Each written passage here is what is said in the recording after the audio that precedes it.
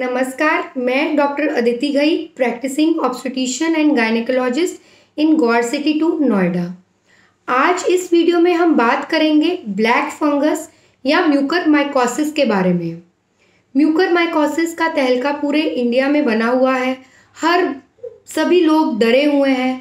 तो ये वीडियो बनाने का इकलौता कारण ये है कि मैं सब लोगों को जागरूक करवा सकूं, क्योंकि ये पैनिक वाली सिचुएशन बिल्कुल नहीं है। Mucormycosis is a treatable situation, is a treatable condition. ये पहले भी होता था, अभी कोविड-19 में इम्यूनिटी कम होने की वजह से इसका इंसिडेंस राइज हो गया है, लेकिन ये पूर्ण रूप से ट्रीटेबल है। लोगों को बस सतर्क रहने की ज़रूरत है, पैनिक करने की ज़रूरत बिल्कुल नहीं है। क्या सिम्टम्स हैं इसके जिससे हम अर्ली डिटेक्ट कर सकते हैं, क्या चीज़ें हैं जिससे हम इसको प्रोटेक्ट कर सकते हैं, इन केस ये डिटेक्ट होता है तो किन डॉक्टर्स के पास आपको जाना है, इस वीडियो के माध्यम से मैं आपको ये सब कुछ बताऊंगी। तो आइए पहले जानते हैं कि म्यूकरमाइकोसिस होता कैसे है, ये हमारी बॉडी में एंटर कैसे करता है। तो इसके छोटे छोटे स्पोर्स होते हैं जो कि हवा में ऑलरेडी प्रेजेंट हैं। तो ये नोज़, माउथ या आइज़ के द्वारा हमारी बॉडी में एंटर करते हैं, लेकिन अपनी बॉडी में एंटर करने के बाद हर इंसान को म्यूकरमाइकोसिस नहीं हो जाएगा। म्यूकरमाइकोसिस होने के लिए अपनी बॉडी की इम्यूनिटी कम होगी, तभी म्यूकरमाइकोसिस होगा। अब बॉडी की इम्यूनिटी कम कोविड-19 की वजह से तो होगी ही, प्लस वो लोग जो इम्यूनो कॉम्प्रोमाइज्ड हैं, जिनको कोई मेजर किडनी प्रॉब्लम है या फिर जो किसी और मेजर डिजीज़ से ग्रस्त हैं जिसकी वजह से उनकी इम्यूनिटी कम हो सकती है, या फिर जिन्होंने बहुत लंबे समय तक स्टेरॉइड्स लिए हैं, वो लोग जिनकी डायबिटीज़ कंट्रोल में नहीं है, जिनका शुगर लेवल बहुत हाई है, तो उन लोगों में म्यूकरमाइकोसिस होने के चांसेस बहुत ज़्यादा हैं, क्योंकि ये जो फंगल स्पोर्स हैं ये आपकी शुगर पर ग्रो करते हैं। तो अगर शुगर लेवल बॉडी का बहुत हाई रहेगा तो chances of mucormycosis are pretty high. तो अनकंट्रोल्ड डायबिटीज़, लंबे समय तक स्टेरॉइड्स लेना, या फिर आपकी बॉडी पहले से ही इम्यूनो कॉम्प्रोमाइज्ड होना, आपका कोई किडनी ट्रांसप्लांट हुआ होना, ये सब सिम्टम्स, ये सब चीज़ों में आपका चांस बहुत हाई है म्यूकरमाइकोसिस होने का। इन सब लोगों को सतर्क रहने की और भी ज़्यादा ज़रूरत है। दूसरी थियरीज भी आ रही हैं जिसमें बोल रहे हैं कि कोई म्यूटेंट वायरस है जो कि उन लोगों में जिन्होंने बहुत स्टीम लिया है उसकी वजह से उनका नेज़ल सीलिया ख़राब हो गया है, उन लोगों में ये म्यूकरमाइकोसिस ज़्यादा हो रहा है, but it's still under study. अभी तक ऐसा क्लियर कट कुछ संक्षेप आया नहीं है, जैसे ही आएगा I will surely let you know. तीसरा बोल रहे हैं कि वो लोग जिन्होंने बहुत लंबे समय तक ब्लड थिनर्स लिए हैं उनमें भी हो सकता है। Again it's a study only, अभी तक कुछ क्लियर कट थियरी आई नहीं है।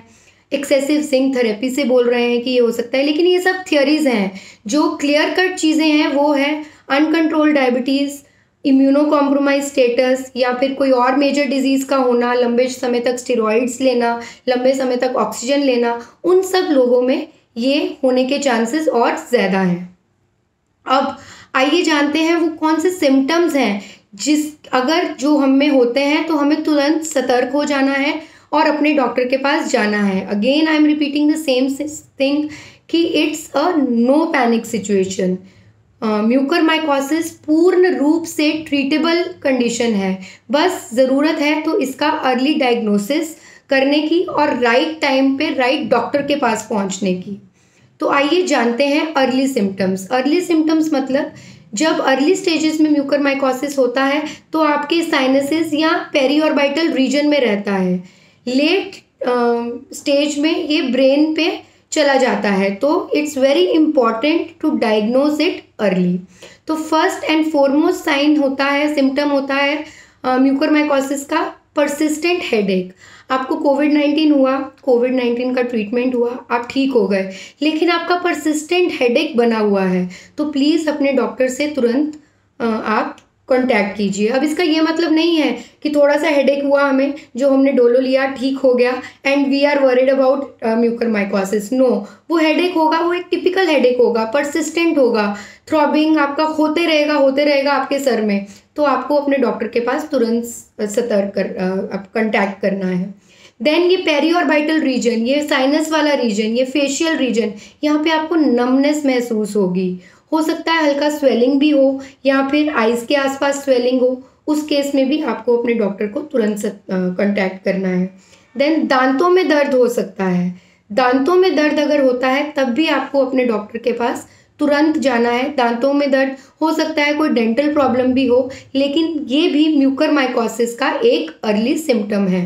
तो क्या क्या अर्ली सिम्टम्स हुए? परसिस्टेंट हेडेक, पेरिऑर्बिटल स्वेलिंग या फिर इडीमा जिसको बोलते हैं, यहाँ पर नमनेस होना, नमनेस मतलब अगर कुछ काट रहा है, कुछ सुई चुभ रही है तो आपको उसका पता ना चलना, दांतों में दर्द होना, परसिस्टेंट नेजल डिस्चार्ज होना, कोविड ठीक होने के बाद नाक से आपका परसिस्टेंट डिस्चार्ज हो ही रहा है, या फिर नोज परमानेंट ब्लॉक रहना, ये सब अर्ली साइंस हैं। अगर आप अर्ली सिम्टम्स को पकड़ते हैं और तुरंत अपने डॉक्टर के पास जाते हैं तो ये म्यूकरमाइकोसिस पूर्ण रूप से ट्रीटेबल है।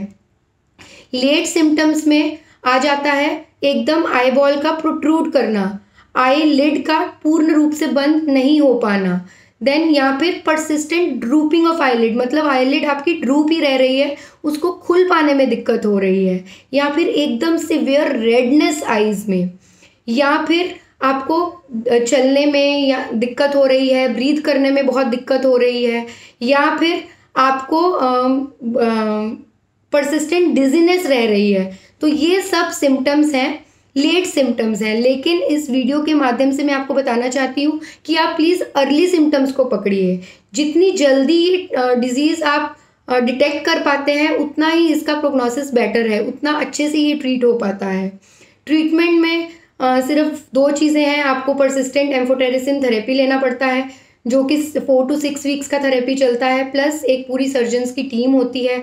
तो ऐसे हॉस्पिटल में जाना बहुत ज़रूरी है जहाँ पे पूर्ण डॉक्टर्स की टीम हो, जिसमें eye surgeon, neuro surgeon, ENT surgeon, general surgeon, आपके फिजिशियन, ये सब की एक कलेक्टिव माध्यम से आकर वर्क करना बहुत ज़रूरी है।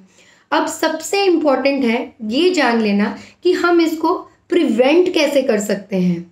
तो सबसे नंबर 1 पे आता है पर्सनल हाइजीन।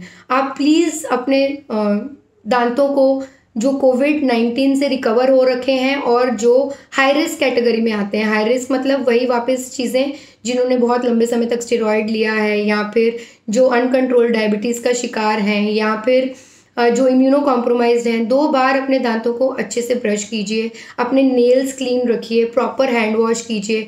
हैंड वॉश किस प्रकार से करना है ये मैंने लास्ट वीडियो में आपको प्रॉपर बताया था। तो प्लीज़ आप इन सब, पर्सनल हाइजीन इज़ नंबर 1, तो ये सब इन चीज़ों का ध्यान रखना बहुत ज़रूरी है। Next is mask, clean mask पहनना। कभी भी जो मास्क गंदा हो गया है प्लीज़ आप वो बिल्कुल मत पहनिए। अगर आप रीयूज़ कर रहे हैं मास्क को तो उसको धूप में रखिए। गीला मास्क बिल्कुल मत पहनिए, जो हल्का सा जिसमें नमी है वहाँ पे फंगल स्पोर्स जल्दी ग्रो करेंगे, ऐसा मास्क बिल्कुल मत पहनिए।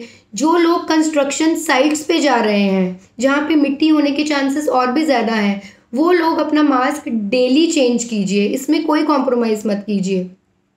तो जब इन सब चीज़ों का आप ध्यान रखते हैं तो आप इसको प्रोटेक्ट भी कर सकते हैं। बहुत लंबे समय तक स्टेरॉइड्स अपने आप से मत लीजिए, अपने डॉक्टर को कंसल्ट कीजिए, ड्राई ऑक्सीजन मत लीजिए।